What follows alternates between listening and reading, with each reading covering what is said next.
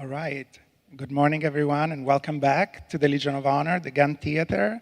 I'm Furio Rinaldi, curator of drawings and prints at the Fine Arts Museum of San Francisco, and I'm the curator of the exhibition currently on view at the Legion of Honor, Color into Line, Pastels from the Renaissance to the Present, which is on view through February 13. I am very excited about today's program and today's talk, which is in support of the exhibition. We started last month with a wonderful talk on women impressionists working with pastel with Laura Corey, and today we're very pleased to have Xavier Salomon with us. We're talking about Rosalba. The exhibition has been so well received. I'm very, very pleased. As you know, it's drawn largely from our own collections at the Fine Arts Museum, so it's really a celebration of our local holdings, private and public, and a fantastic celebration of the artistry of pastel through our beautiful collection of the Bay Area. So I'm always, always grateful to the lenders, private and public, who made the exhibition possible. SF MoMA, Cantor, Art Center at Stanford University, Santa Barbara Museum of Art, Crocker Art Museum, and the private collectors, some of which are here with us today.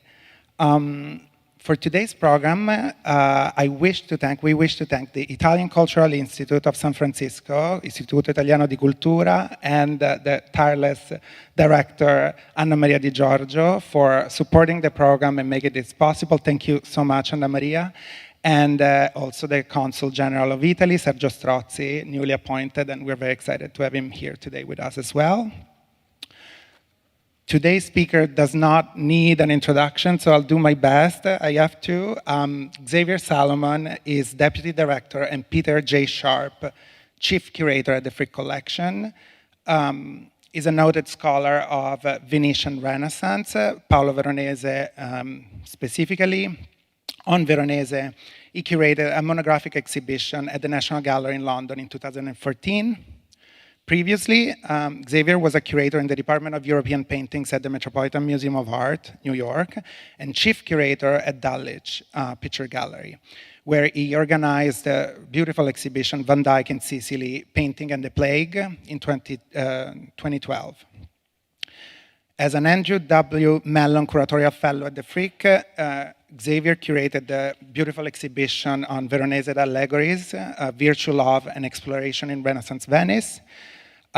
Xavier also, other exhibitions for the Frick include Cagnacci's Magdalene, an Italian Baroque masterpiece from the Norton Simon Museum, Veronese in Murano, Murillo, the self-portraits, also with the National Gallery in London, Tiepolo in Milan, and one of my favorite, Bertoldo di Giovanni, sculptor in Medici's Florence, which opened in 2019-20 at the Frick.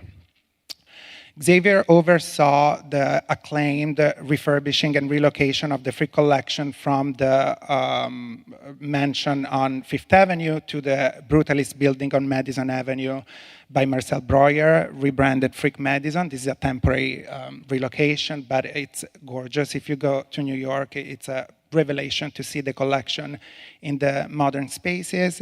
And he came up with what is probably the most successful digital initiative that any museum came up with during the pandemic, which is the Cocktails with the Curator.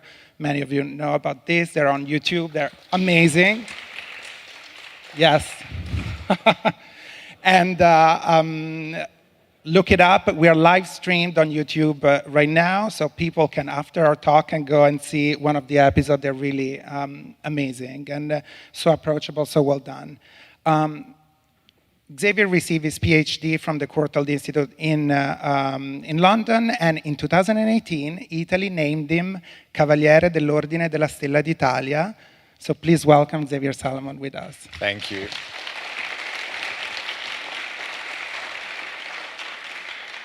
Thank you, Furio, for inviting me today. It's an honor to be here at the Legion of Honor. It's been wonderful to see your marvelous exhibition here at the Legion, and thank you to the Istituto Italiano di Cultura as well for hosting me here in San Francisco. It's always wonderful to be on the West Coast as well. Yes. So this I is don't have a cocktail, I'm afraid. I'm sorry. I have it's water, but it's, who knows? you know. I'm not sure.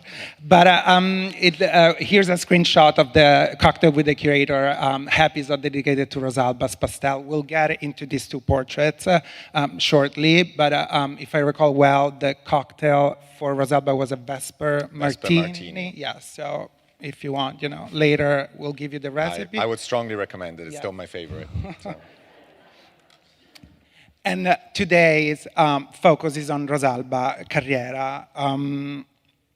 Although several women artists and painters in the 16th and 17th century had international reputations, none of them enjoyed the success, commercial success, and profound influence on the art of her time, like Rosalba, the Venetian pastel painter Rosalba Carriera. She popularized pastel technique, and she had such a groundbreaking role in the development of pastel as we know it today. In the exhibition's first room, you will see two of her works. We'll discuss them shortly. She was incredibly influential in her time and beyond, and these achievements were recognized by critics, and her success was also attested by her acknowledgement by the main art academies in Europe in 18th century, the Accademia Clementina in Bologna, the Accademia di San Luca in Rome, and most notably the Académie Royale in Paris, where she was accepted in 1720 among the members in a very interesting and notable exception. We'll get to Xavier's surprising discovery on Rosalba Pastel in a minute, but before, if you can guide us through her life. I mean, your research brought you back to Venice, and if you can tell us a little bit about her background and who was she? So I think the important thing to think about when we talk about Rosalba Carriera is that she was known at the time, during her lifetime, as Rosalba, as La Rosalba. And that is an honor that goes to artists today that we think of, like Michelangelo, Leonardo, Raphael, people that are known by the first name. Rosalba was in that category in the 18th century, which for a woman artist was extraordinary. She was an incredibly successful painter, but also businesswoman. And that's something to be considered. When she dies in 1757, her estate is valued 10 times the estate of Canaletto. So that gives you a sense of the importance. Staggering amount, and really, really incredible. She is born and dies in Venice. Her entire life is spent mostly in Venice. And here you see a self-portrait where you see her at work. She is actually painting a pastel. I'm using the word painting because in the 18th century, pastels were paintings. They were not drawings. And that's the word that was used to describe these objects. It's unclear if she's actually painting, in this case, as another self-portrait, or a self-portrait within a self-portrait, or it's been said it's a portrait of her sister, Giovanna, who was also working in pastel and working very closely with Rosalba. On the right, instead, you see a caricature, a rather cruel caricature of Rosalba, but this is done by one of her best friends, Anton Maria Zanetti. So it's done with all the love he has for one of his best friends, and it's actually inscribed as saying, "This is Signora Rosalba" by Anton Maria Zanetti, his friend. My research actually brought me, obviously, back to Venice to do a lot of work on her. And I've been very interested in her life in Venice, how she worked. We are very lucky because unlike any other artist in 18th century Italy, we have an enormous amount of sources on Rosalba. More than 500 letters survived by her and to her, which is unthinkable with other artists, talking about all sorts of things, her love for coffee and chocolate, her love for flowers, all sorts of other things. But we also have diaries of some of her trips around Europe, which is also pretty incredible. But one of the starting point for me was her house in Venice. You see it here, the inscription on the right, recording that she lived there. The house is exactly to the right of the Peggy Guggenheim Museum in Venice. And I started wondering, what's the house like and who lives there now, and how does one get in? And sure enough, it turns out it's an Airbnb. So before I realized, I was actually living in Rosalba's house. And I was doing a lot of research while being in a house. I was hoping for her to maybe appear in a dream or tell me some interesting information. That did not happen. So this is a shot from inside the yeah. apartment. Yes. Yep, the house is actually divided in apartments right now, and it was all refurbished in the 20th century, so there's nothing in it that really survives from Rosalba's time, except from maybe the plan of the house. But that you see the view from her window, which is really the view from the space where she worked as an artist. And I just want to point out that one of the extraordinary things about that is the light in that space, reflecting on the Grand Canal coming in. And the idea of her working in this space and people sitting for her there, it's absolutely remarkable. She lived there from the early 1700s until she died in 1757, so the whole of her life, really. And this was the entire household? Was the entire house, yes. So probably the bedrooms and living spaces were upstairs. The piano nobile, the first floor, was where she had a studio and her living room, and there was a gallery with paintings that she collected. On the right, you see a fun shot from, I think it's Vogue. In the 1980s, part of Rosalba's house was where Giammetti, Valentino's partner, lived in Venice, and so it was photographed there. You get a sort of view of the interior as it was in the 1980s. So it's sort of a tradition of people in the creative world living in that house. But as I say, it's divided in apartments now. And for me, it was very touching and moving to actually be in the space where these incredible works were created. That's amazing. What a beautiful day also you went. Yeah. Let's get into the topic of her art. She is famed as a pastel painter. You're right, it was called at the time painting in pastel, not drawing. But she started as a miniature artist, and she had also a groundbreaking role in this specific technique. She was doing these little painting miniatures on ivory, especially. And the piece that left the young woman, the young girl with a dove, was her acceptance submission piece that she submitted to the Academy of San Luca in Rome, and that granted her the admission. It's still in Rome. While the one at right, that's your hand, right? Yeah. So these are, this is how she starts in the early 1700s. And as Furio was saying, 1705, she enters the Accademia di San Luca. She enters as a miniaturist, and that is the piece that she provides. The shot with the hand, that's one of the miniatures at Carrezzonico in Venice, and it's just to show you how portable and small these objects are. These were commissioned with either portraits, often to do with love stories, portraits of, somebody's beloved. They were worn around the neck, they were kept in pockets, brought around with people in travels. They were very, very portable, obviously, objects. The one on the left instead is an allegorical figure, and Rosalba becomes very, very famous for these allegories. This, with a dove, but there are all sorts of different sort of scenes of peasant women with flowers. And so the audience who collected these is worth thinking about because it was mostly a male audience. And many of these miniatures also had a very direct erotic purpose. And there is a wonderful letter where a patron writes to Rosalba saying, I would like a miniature of a pretty lady. You can make her as naked as you feel comfortable with. And we don't know obviously what the result is, how naked this figure was, but clearly she is working as a woman for principally a male audience. But the problem with miniatures is that they're obviously very difficult to do, and her eyesight starts failing because of the miniatures. And so at some point in the 1720s, she moves to pastels, which are clearly easier to do, larger format. And she gives up almost altogether miniatures, and people keep asking for miniatures, and she says, I cannot do it anymore. The eyesight problem... It seems like she established her career with the miniature. Absolutely, that really was the foundation of her clientele and of her business, and then moves on to pastels. And it's worth reminding people that both of these media, miniatures and pastels, didn't really exist in Venice. There weren't many people painting these sort of things in Italy in general. Both media, pastel starts to some degree in Italy, but on this format, it's something that is more common abroad at this point. Miniatures are definitely more of an English, French thing than an Italian one. So she really manages to corner the market in a very intelligent way as a woman, dealing with things that no man was painting at the time in Venice. Miniature, just like embroideries or needlework, printmaking to a certain degree was one of the fields, artistic field, that was usually allowed and or allocated to women artists more than grand scale paintings. So it makes sense that as an entry level, as an artist, she started doing miniatures. And we should also say that one of the great mysteries still to this day is where she trains, who she trains with.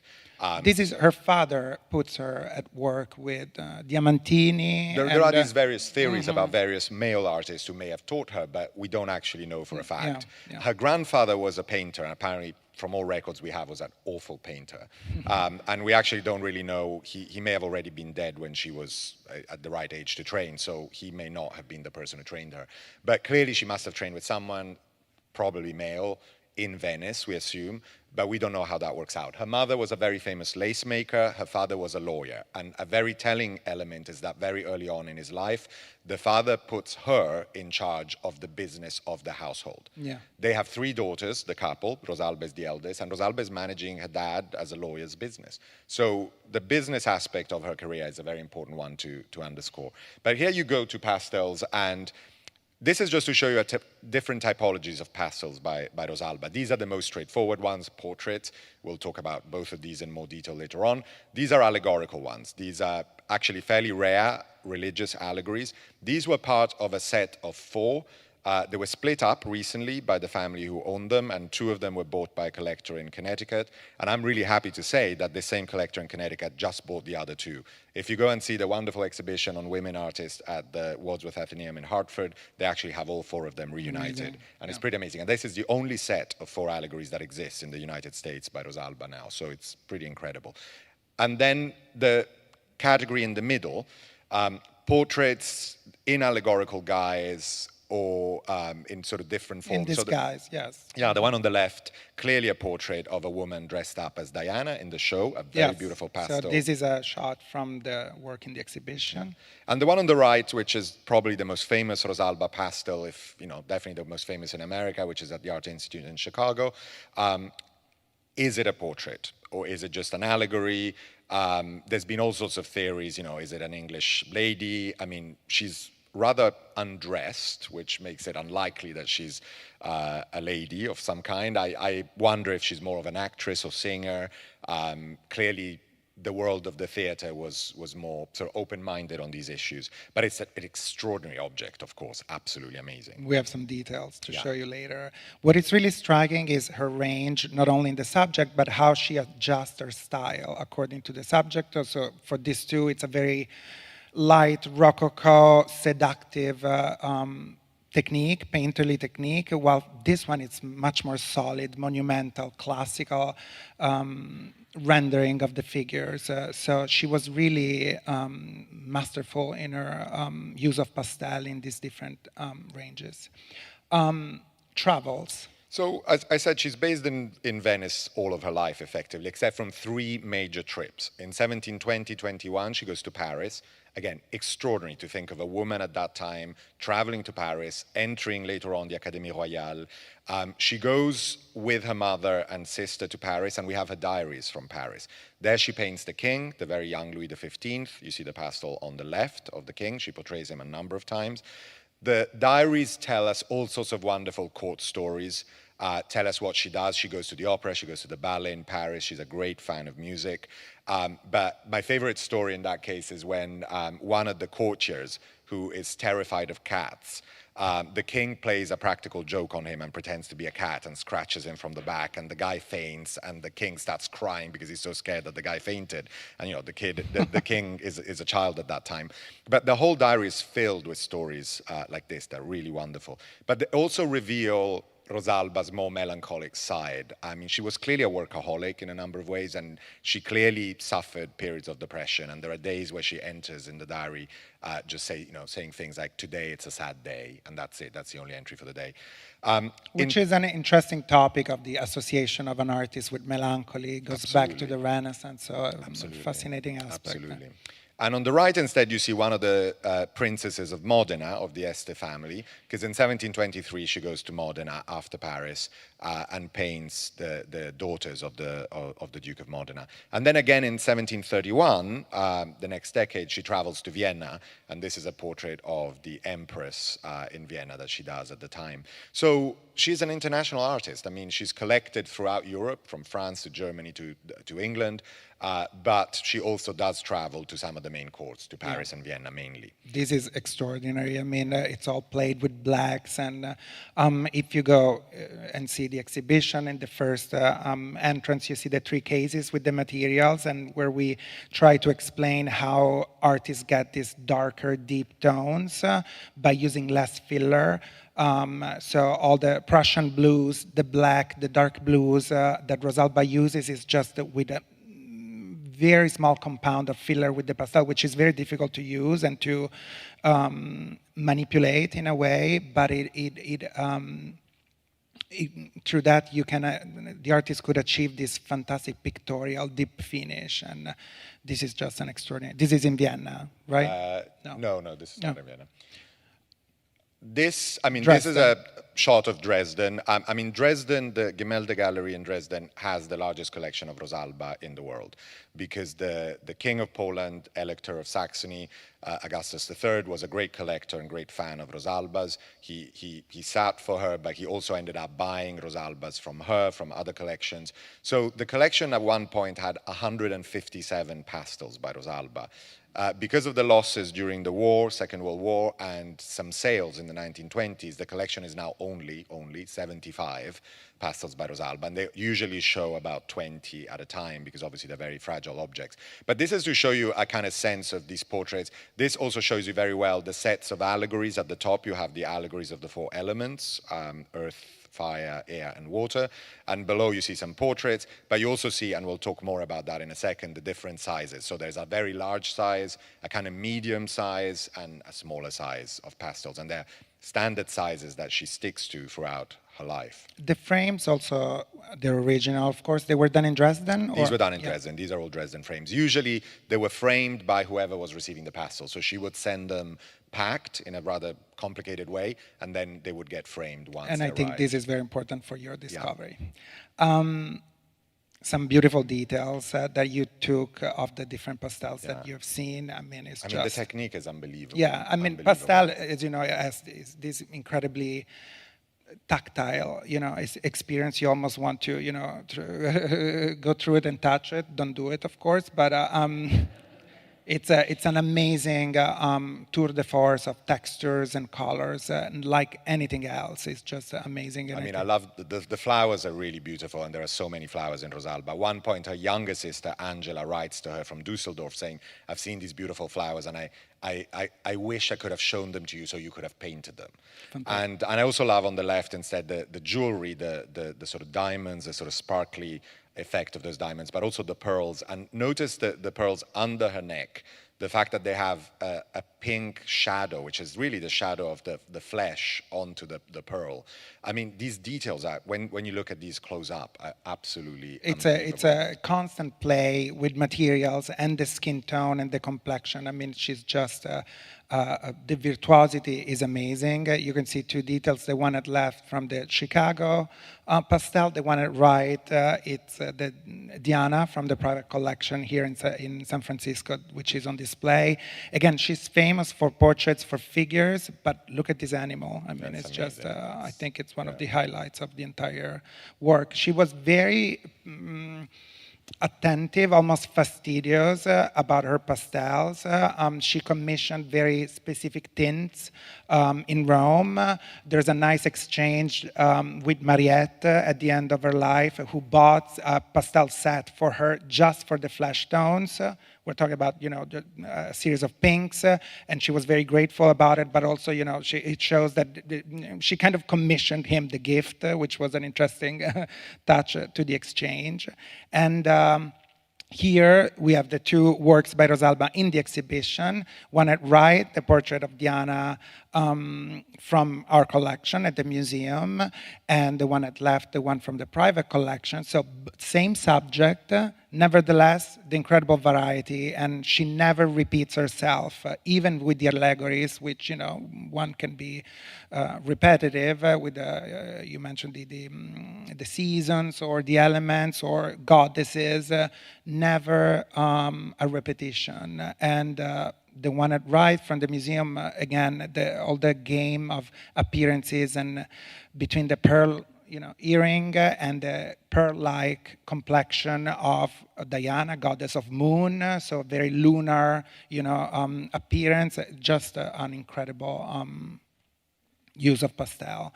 Also, this one shows the two different sizes that Rosalba usually adopts.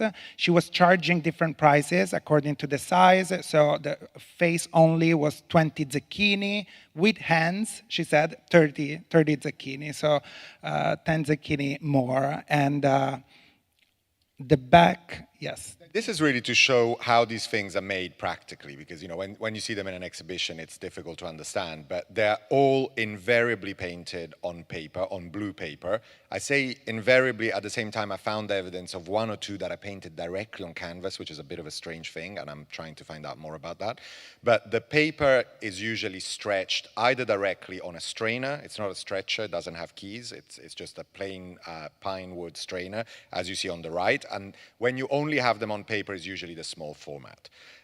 Most likely, most of the time, the paper is then stretched over canvas, over the stretcher, and that's what you see on the left. You see the canvas, but then you see the paper sort of over the canvas. Now, these objects would have come like this, plain, to her studio, and then she would have painted on them ready, stretched. It would be impossible to actually stretch them after you've painted on them. Mm-hmm. So this gives you a very physical sense of how the objects work, which will be important in terms of what I've been working on recently. And so let's get into it. We have a beautiful room shot of the Venetian works now from the Frick, now at the Breuer Building, Frick Madison. You received these two works from a bequest, and this is how the entire story started. So, having worked on Venetian art most of my career, I obviously was always aware of Rosalba and was always a fan of Rosalba, but never worked on her particularly. And we received these two pastels in 2020, last year, from the bequest of a great collector in New York City, Alexis Gregory, who left a number of objects to a number of museums, to the Metropolitan Museum, the MFA, Boston, Harvard Museums, the Israel Museum in Jerusalem, Fontainebleau in France. We received 28 objects from his collection, and we're going to do a show in 2023 to celebrate this bequest. But the two Rosalbas are among the key objects in the collection. It's unclear if they're pendant portraits. I actually believe they're probably not. They're two separate portraits of a woman and a man done at different points. But we were examining them, of course, when they first arrived at the museum last year. And for condition checking, just making sure everything was okay with them, and just to sort of examine them as they enter the collection.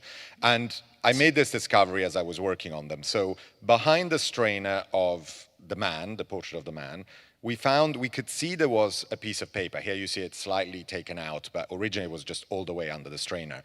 And there was a big discussion with the conservation team of, what is this? Is it just a divider between the strainer and the canvas? Is it just a practical thing? Or something to stabilize, absolutely, was it added later? And so I thought, okay, let's just take it out and find out what it is. So we took it out. It was a folded piece of paper, as you see on the right, and we opened it up, and it's this extraordinary little print. And how big is it? It's about this big. Yeah. It's small. I mean, it's very small. But this is an image of the three kings, the Magi on the left, with the Virgin and Child over the city of Cologne, and we'll talk about why in a minute. And then it has a text that tells you in Latin that these are the same three kings, Gaspar, Melchior, and Baldassar, who were the traditional names of the Magi.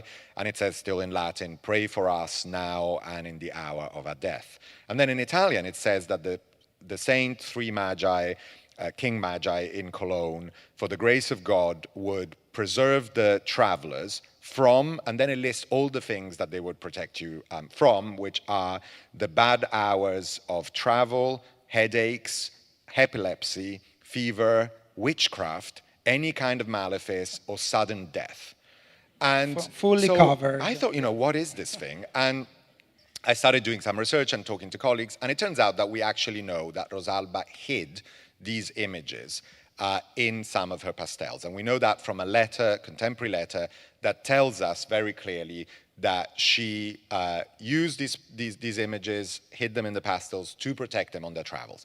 And the idea comes from actually a pilgrimage idea, a very different idea. So this is the Cathedral of Cologne in Germany, and in Germany you have this wonderful medieval ark, which is the burial place of the Magi. The relics of the Magi were believed to be in Cologne at the time.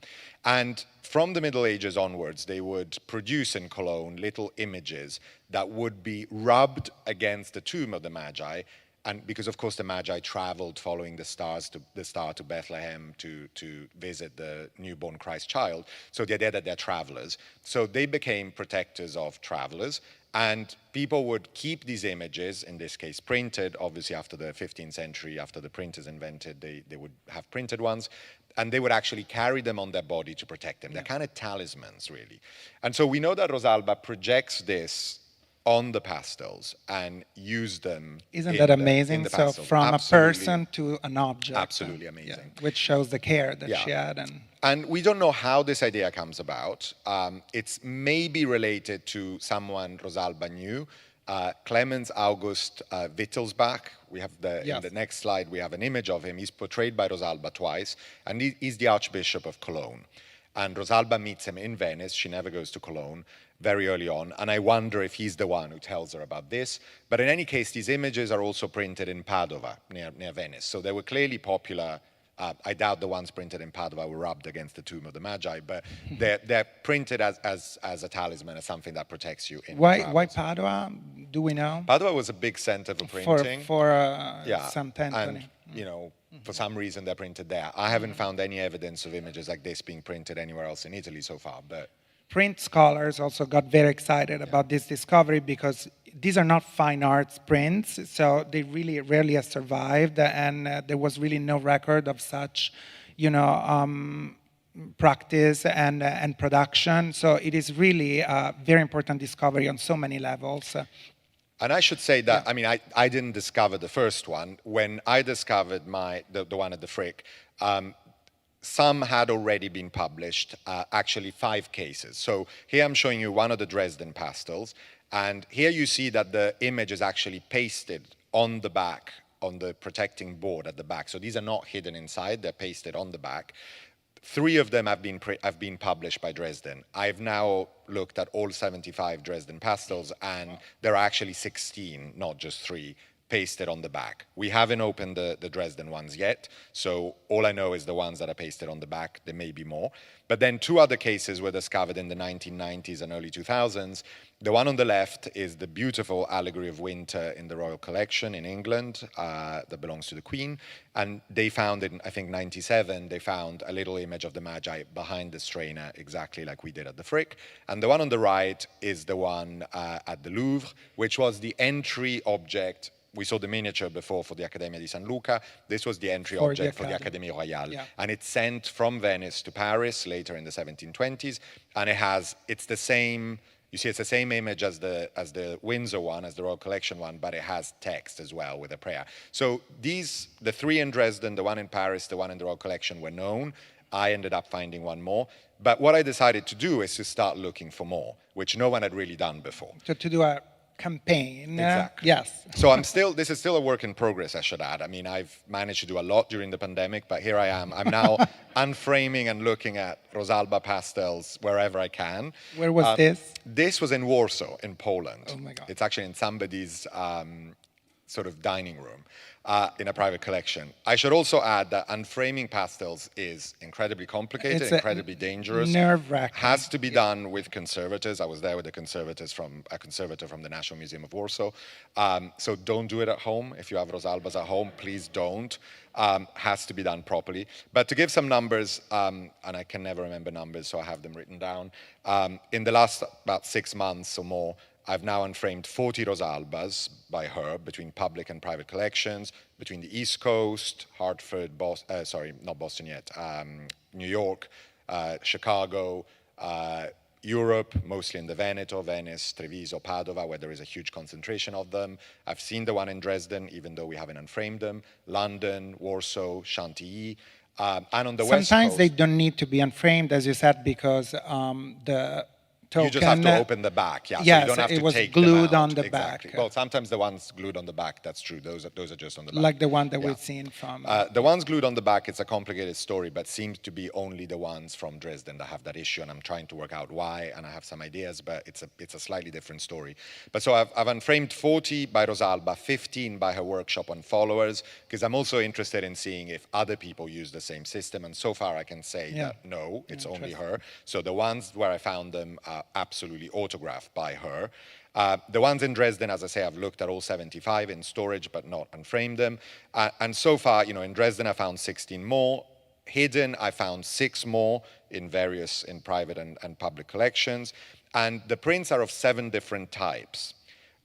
So they're all the kings, the 3 kings, invariably, but different ones. So this is a case in point. This was the first one.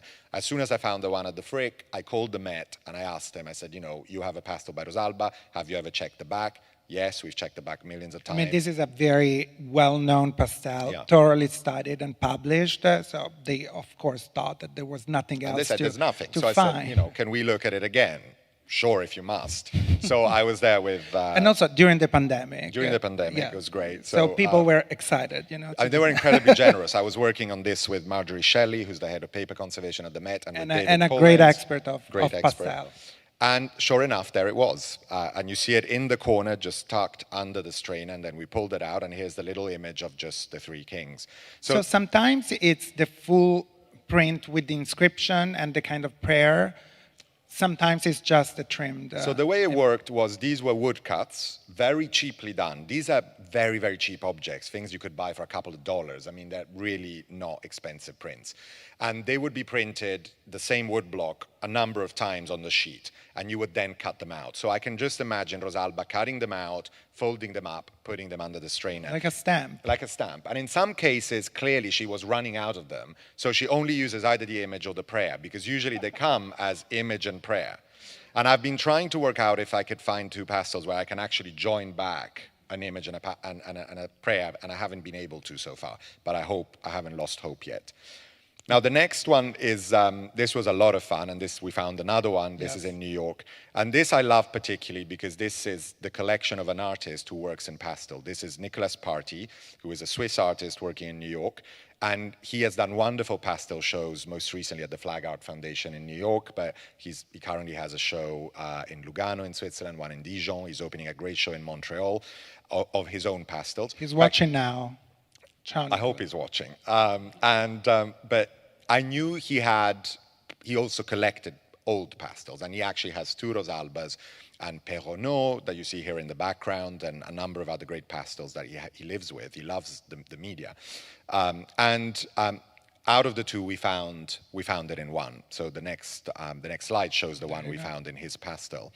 So it was super exciting, and of course, it was great fun to be in an artist studio, finding one there, and he kept joking that he may start doing that for his own pastels, and so we'll see if that works out. What's this image specifically? This is also it's the kings and the Virgin and Child, and underneath it is a very schematic view of Cologne. Oh, Cologne. But it's always the city of Cologne in the lower part, because of course the kings are associated with Cologne.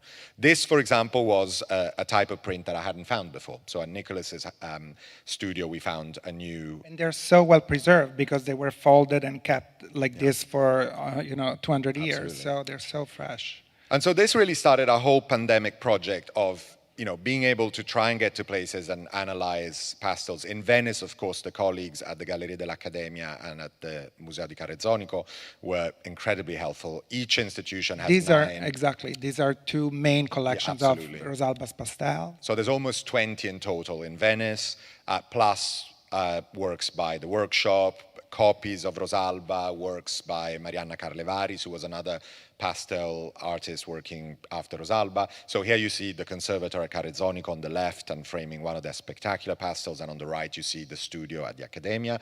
So we looked at all of them, and then with the conservators from the Accademia, who were really incredibly sort of helpful and wonderful to work with. We actually also traveled to Treviso and Padova. And here you see another case. This is the pastel of Cardinal de Polignac. And this has... In the Academia. Academia. This has conservation issues. You can see that there are problems with the paper in the right-hand corner and above the head of the cardinal. And this had been kept off view and studied because of these condition issues a number of times. So when I asked for this, they told me immediately, said, we've checked this a million times, there's nothing there. And sure enough, there it is. There it is. Again, in the corner. And what I love about this is another single example of this print. I haven't found this example anywhere else. This has the initials of the Magi. So you see the little kings and the Virgin and Child, and it's GMB, Gaspar, Melchior, Baldassar. And what is really wonderful is the cardinal's name was Melchior. He was Melchior de Polignac. So this is a double, it protects the pastel, but it's also about the sitter in the pastel. Can you tell us about when did she portray him? He came to Venice? He went to Venice. He went to Venice, He was in yes. Venice with his secretary, a man called Leblond. And Leblond's brothers, there were three brothers. One was the secretary of Polignac, one was ambassador to Milan, one was ambassador to Venice. And the one in Venice with his family were very good friends of Rosalba, so we have portraits of him, of his children, possibly his wife, and the whole group of the Leblond pastels. This probably didn't actually belong to the cardinal. It probably belonged to the secretary. It probably belonged to Polignac, to Leblond. And they were sent to Paris, this and the secretary's portrait, and then eventually made it back to Venice to the descendants of the Leblond family, and then entered the Academia collection in the 19th century. Now, what I'm trying to do with this work is not just the treasure hunt and the thrill to try and find out is there one or not. And unfortunately, most of them don't have them. The question is, why are they there or not? And of course, I cannot exclude that in some cases they were found later on and removed. Some pastels, for example, the one in Chicago, the one at the Getty, were removed from the strainers later in the 20th century and are now on boards. So, of course, if there ever was something there, it's gone. And there are also references in a country house in England. I'm still trying to find this out. Someone said they found a love note behind the strainer, but I've been trying to get in touch with them and I haven't had like any luck handwritten yet, so note? Unclear. We'll have to find out what that is. Interesting. But it's Stay a different, tuned. Yes. different message.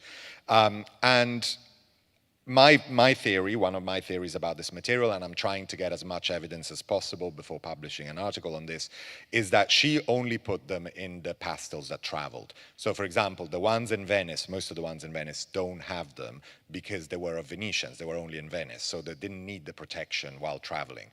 Polignac was sent to Paris, and the secretary's one was sent to Paris, and they have it. So it's a proof that, for example, the Frick sitter, we don't know who he is, but it's probably a foreigner. It's something that was sent And also abroad. he's dressed as a pilgrim. And he's dressed as a pilgrim, which is interesting in itself. So I think a proof of what you just said is... So this, as far as we know, is a pastel that was made by Rosalba in 1720 in Paris and never left France. So again, it shouldn't have an image in it. This is at Chantilly. I unframed this a month ago, more or less, thanks to the curators and conservators there. And sure enough, it doesn't have anything in it. So far, I haven't found anything that disproves my theory. So they only appear in absolutely autographed Rosalbas, and they only seem to appear in Rosalbas that travel. What I'm trying to find out if there are general, consistencies in terms of when she's using certain images. Is she using a specific image in the early 20s and one in the later 20s? So far I haven't been able to do it, but I need to look at a lot more. How many kind of different images have you found? Seven. Seven. So far 7. Yeah. The one that we have at the Frick and that is also in Dresden is the most common design, and then I found a number of single ones. And only one of the pair, the Frick pair, as the... So the man has it, the woman doesn't. So again, I don't think they're pendants for a number of other reasons, but that seems to suggest that maybe she's a Venetian lady, he is a foreign gentleman. The other question, I don't know about this, if she sent 2 and they were pendants, would she only put the image in one or would she put them in both? I don't really know. But clearly she doesn't have one. So that is interesting. But when you look at them side to side, the Frick ones, they do look quite different. Yeah. And Rosalba actually very rarely, if at all, did pendant portraits of husbands and wife. She would do individual portraits. And when she does series, I mean, it makes so much sense. They're very coherent. So in this case, they really don't match. I agree with you. So, for example, the Connecticut ones, the allegories, the religious allegories, I examined the two that got there first, and they didn't have any, but they were done for a Venetian family. So I wasn't expecting to find anything, and that's the case. Now that there are two more, we're going to analyze them with the Wordsworth Athenaeum later, probably early next year. And I'm also expecting not to find anything, but we'll see. So as Xavier's research was really unraveling, I was here in San Francisco putting together the exhibition on Pastels. So as soon as we spoke, we said, oh my God, we need to take a look at our Rosalba. So here we are with our Diana and a photo of Victoria Binder, head of paper conservation, Tamia Naya, paper conservator. We unframed the pastel. It allowed us to really free the pastel from a horrible overmount that he had from the 1940s, 1950s, and recover at least 2 inches of pastel. So now you see it really breathe for the first time. We took it off the frame, and you see here, these are Victoria's hands, kind of, searching around with for the piece of paper. And of course, we wanted to find it, but there's nothing, unfortunately. Which means, yes, no, but again, yes, but that may. Probably means done for Venice. Yes, exactly. I mean, we can't be absolutely sure. These objects went for a lot. They're 300+ years old. Someone may have found that thing and say, "What is this?" and just throw it in the trash. I mean, we don't know. And in this case, the pastel was certainly took it off its original frame, remounted, reframed, and so it went through some, treatment. So something may have gone lost for sure. But it is likely that an allegory like this may have been made for Venice. Yeah. So that's why it doesn't have anything on the back. But it allows us to retreat the pastel, as in many cases of the works on display. As I said, the exhibition is drawn from our own collection, and it allows us to recatalog and treat, stabilize, restore a lot of our works. So this was certainly, by recovering a lot of the full work, it was already an amazing achievement. And I really want to thank the Department of Paper Conservation of the Fine Arts Museum for their help and collaboration. We have also looked at the other Rosalba workshop pastel, which is not in the exhibition, but it is in the catalog. This is a product of our workshop.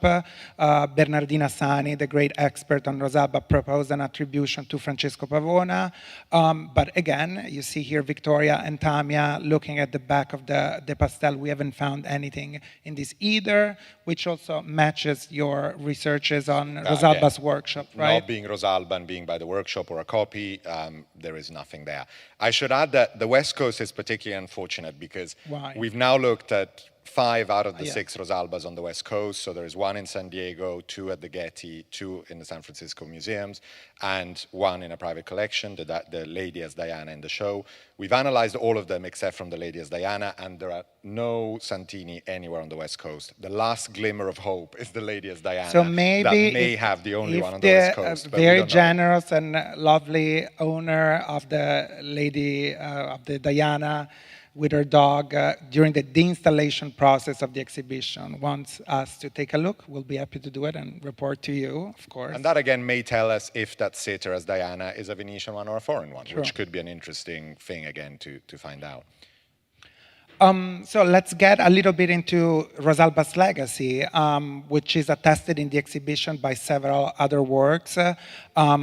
When you go into the first gallery, you see this center, placed at the center of the gallery, a new attribution to Jean-Étienne Lyotard, the famed Swiss pastel artist of the 18th century. This is a work that has been with us for a very, very long time. It came through the Spreckles, so it's really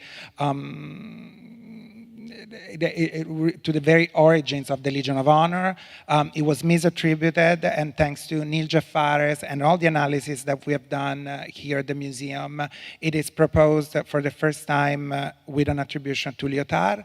Lyotard went to Venice and very likely met Rosalba through Algarotti or even without. We know that he also collected Rosalba pastels in his estate, in his will. There's one pastel, it's listed one pastel of a Magdalene by Rosalba, which shows his appreciation for the artist. And we should also say that, I mean, Rosalba is at the center of the artistic world in Europe at that time. So being in the Academy, she knows a lot of people. She's very good friends with Mariette and Crozat in Paris. She's friends with Watteau. So when she goes to Paris in 1720, she becomes friend with a young, wonderful artist, Watteau. There is a wonderful Watteau here at the Legion of Honor. And Watteau dies a year later in 1721, and she is distraught when Watteau dies. She does a portrait of Watteau, which exists probably in one version, and there are more than one versions of it. She collects Watteau. At one point, Crozat sends her an album of Watteau drawings that Rosalba has in a house in Venice, and we don't know what's happened to that album or what was in it, but she has works by Watteau. I should also plug that the Getty is going to do a wonderful show on Watteau soon coming up, that's curated by Davide Gasparotto and Emily Beanie, now here at the museums. And I mean, Watteau is, and I think, Richard Rand as well, so it's 3 curators. And it's going to put together the Watteaus in the collections in LA.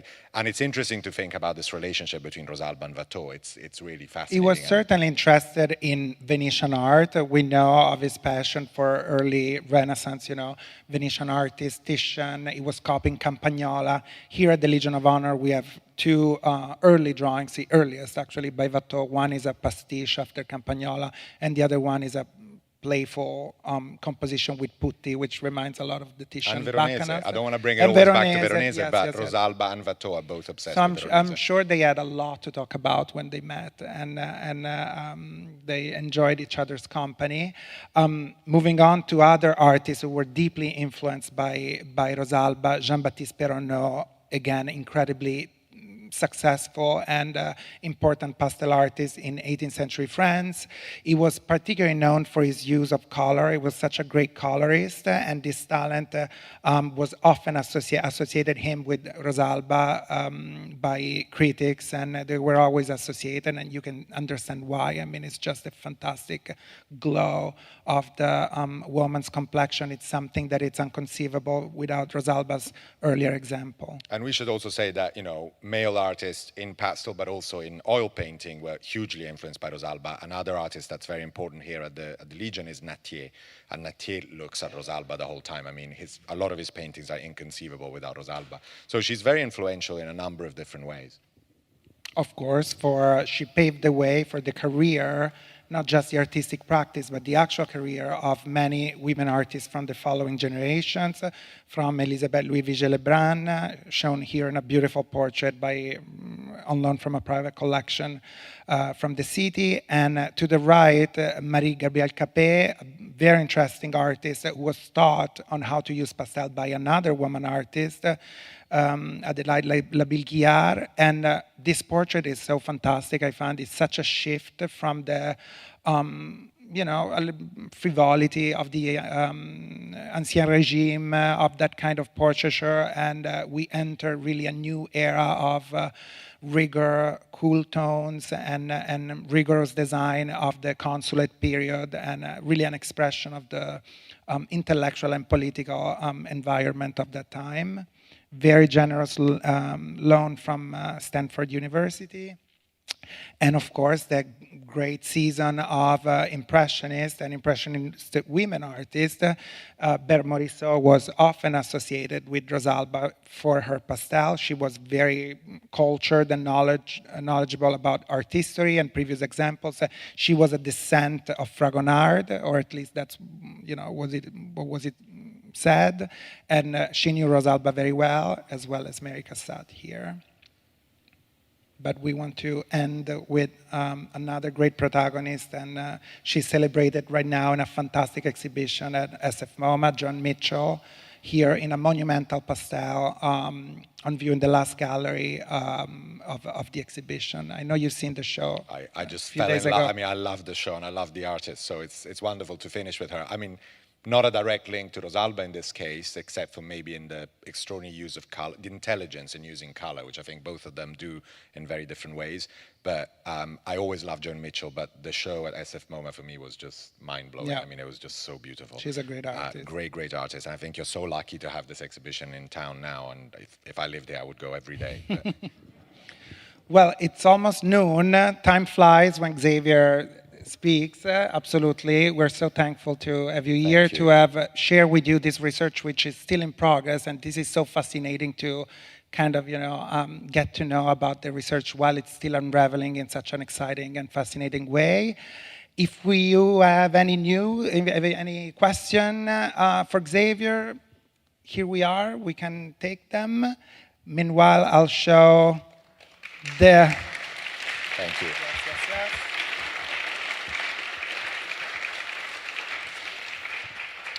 Meanwhile, I'm projecting the two other appointments that we have in support of the Pastel exhibition. This Tuesday, November 9, another talk supported and sponsored by the Italian Cultural Institute of San Francisco with Laura Darin Bettina from the Galleria degli Uffizi in Florence. She's going to speak about the Renaissance of pastel in early 16th century Italy. And then on December 1st, we have a free Wednesday program on how to make pastels, which is very interesting, with an expert of pigments and colors and a pastel artist himself, Alex Warren. So come back if you like. If there are no questions, I don't know, I cannot see. Yes. I know you. So we've heard about her as, I assume not very religious, but perhaps superstitious, putting these little the engravings into back to the paintings. Could you comment a little bit about, obviously she's an incredible portraitist, but her classical subjects give her reign for really quite sensual presentations. And I wonder, I don't know, could you put that in context? I mean, almost eroticism. Could you put that in the context of the time, or is that distinct to her and her approach? If she's going to repeat the question for the audience. Sorry. Hello? Yes. So I'm going to repeat the question so our audience members on YouTube can join, and if anyone didn't hear. So the question was about the sensuality or the slight eroticism with the Rosalba's portraits and the classical subjects. Is that specific to her? Is that what you wanted to know? So I would say, yes and no, in the sense that in the 18th century, of course, sensuality is really common in all depictions Seduction. of seduction and eroticism is very important to most cultures in Europe in the 18th century. We actually know she is deeply religious. She's incredibly good friends with a number of nuns, and she's very close to the parish priest of a local parish church. She leaves a lot of money to the church. So she is religious. But at the same time, she produces these incredibly erotic images, mostly for a male audience. And I think it's surprising to us, but at the time, there was no distinction between those two things. You could still be very religious and produce these titillating images. Think of Michelangelo. I mean, he was Yeah. absolutely a religious person, a very spiritual person, nevertheless known for very powerfully erotic things. It was there was a conflict in him, although, which I don't think there is in Rosalba. It was kind of And I think overcome. the thing with Rosalba that's interesting is that eroticism is only about female figures. You don't have male erotic figures, but that I suppose is because the audience is male mostly. And at the time it would have been unthinkable, I think, for women to commission a very erotic portrayal of their boyfriends or Apollo. And I think she's very interested in the female figure. And one of the questions that obviously has never been explored is her sexuality. I mean, we don't know about that. She never marries. Exactly. That's very important. There are, she's surrounded by beautiful women who serve as models and apprentices. She lives in a female world very much, but I don't want to draw conclusions out of that either because we don't really have any evidence about her private life. But clearly, yes. I mean, the images have this erotic undertone, not even undertone, I mean very sort of in your face, especially the allegories, all the allegories of spring, winter. I mean, you saw the one of winter, I mean, she's incredibly sexy winter, which, usually is not the way you represent winter. So, yes, I mean, that's a big, and as I said at the beginning, the letter we have about the miniature, can you make it as naked as you feel comfortable with? I wish we knew what the miniature looked like and how naked that was, actually. We don't have anything of full nudity by her, but it doesn't mean she didn't do it. I mean, doesn't survive. And especially miniatures being very private, the erotic power of a miniature is very, it's very much there. Absolutely. I mean, the sheer size makes it a very intimate relationship with the image. Any other question? Yes. Concerning the portrait of the man in the pink jacket with his dog, what kind of dog is that? Good question. And the only one who identified it is Mrs. Wilsey, actually, and I forgot. She loves dogs, and but I will let you know. The portrait is not by Rosalba, though, it's by another artist. But did Rosalba portrait dog? Well, there is one in the Diana, but yes, sorry, not necessarily of a course. portrait. But there are, they're mostly like whippets or small hounds of some kind. There is one with a cat. There are doves. I mean, there are animals in some of them, but I think she's more interested in flowers and vegetables and fruit than she really is in animals per se. But with Diana, you often get the hound of Diana in some form. Another one behind, yes. Yeah, you mentioned that she was running out of these blessings, if you will, and that at times she cut them in half and put one on one piece and another on another piece. And that you have hopes that at some point you might join them, find one. And it made me think that you're keeping them separate from the pieces. And it pairs with what the gentleman said here about you being both religious and perhaps that they're a blessing for the piece. And do we have intentions to rejoin them with the pieces? That's a very interesting. If you can repeat it, yes. So the question is about the religious pieces that she put on the back of her paintings and how some of them were, as she was running out, split in two, and if there was any hopes of rejoining them and what that could mean if they are rejoined or not. Okay. But that's disjointed with the other thought of rejoining these blessings with the pieces they were originally. So, no, they're still with the pieces. So what happens is, when we found these, there's always the dilemma, what do you do with it? And what we've done so far is, in museums context, we have actually conserved the pieces of paper, the images, and actually kept them then either attached in a specific way in terms of conservation to the back of the pastel, so they're still with the pastel, or we have them in a box with our works on paper, but accessioned in a way that they're always connected to that object, so they're still somewhat connected. In private collections, I've always recommended just putting them back in. Because with private collections, you don't know if they're going to be sold, and then if they're sold, they don't sell it with the piece of paper. So it's always important to keep them there. I don't want to be superstitious or sort of believe in this, but at the same time, if that's what she wanted, for me, it was actually very touching to take some of these things out and know that the last person who touched them is probably her who put them in there. So that was her desire. It worked, maybe. These pastels made it to us. I don't think she would have ever imagined that pastels by her would be on show at the Legion of Honor in San Francisco or in New York. Also, the premise of all of this is that pastels are extremely fragile, extremely. So they're really powder paintings. So she knew that. There's an interesting exchange between her and Crozat about the fragility of pastel, and he writes to her and advises her to look at Barocci's pastels. He said, Barocci's portrait survived for 400 years, so you should find a way to do the same. I advise you to study them. So it was really much about the conservation and the endurance of these works.